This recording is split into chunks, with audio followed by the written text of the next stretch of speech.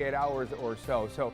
What are the impacts now going forward with all of this? Absolutely. We're going to be just looking at the lingering impacts from all of the rainfall that we saw in terms of rain chances going forward. Spotty showers at best over the course of the weekend. Even our winds are starting to come down as well. You're looking at the First Alert Radar Network right now, and you've got some spotty shower activity west of Raleigh lifting into Virginia, but mostly we just have lingering flood warnings that are in place. Flash flood emergencies, most of those, at least the ones that are local. We've got imminent dam failures, roads completely washed out. I know that NCDOT is advising all travel in western parts of the state just to not do it because we've got even parts of I-40 that are completely shut down as well. So, I mean, this is a very serious situation, even though the rain, the wind, that's all gone at this point. Even that tornado threat locally, no longer here anymore. But the rain that we've had is going to be far-reaching, Jamie. So these flash flood warnings, do we have any indication of how long they might last? I was just looking at the latest one that came in from the National Weather Service. This is going to include portions of Burke County, Caldwell County,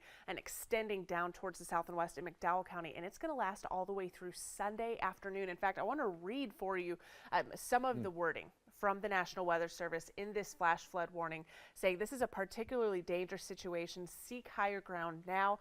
Life-threatening flash flooding of Lake James, the Catawba River, Lake Rodas is ongoing. There's structural flooding. It looks like that there's been several houses that are underwater at this point, submerged by the floodwaters, causing numerous swift water rescues. Backwater effects are causing significant inundation along tributaries. So that's the type of wording that we're getting, and that's just one of the many flash flood emergency warnings that have been passed along so far today, the latest of many. So that's how serious some of this is and why it's going to be so important that we heed any of those alerts going forward, even onto the weekend.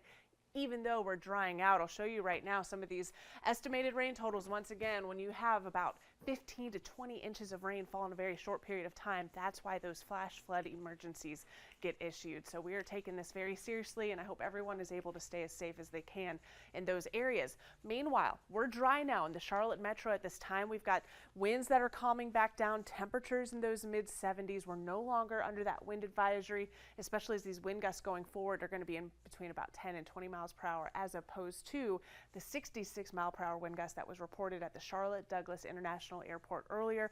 As we work our way through time, tomorrow morning into the afternoon hours, we're just going to see passing clouds overhead from west to east, more clouds west than what we're going to see east, just because Helene, that's going to get absorbed by this upper low, and it's just going to park itself to our west and send clouds and a few spotty showers our way. So if you have any outdoor weekend plans, I'll be talking about that forecast coming up, but I do at least want to point out that even though we have some rain chances in the forecast, it's very few and far between, low impact in comparison to what we've seen so far tonight, and of course what we had this morning through the rest of the week. Jamie, it's just been such an active week.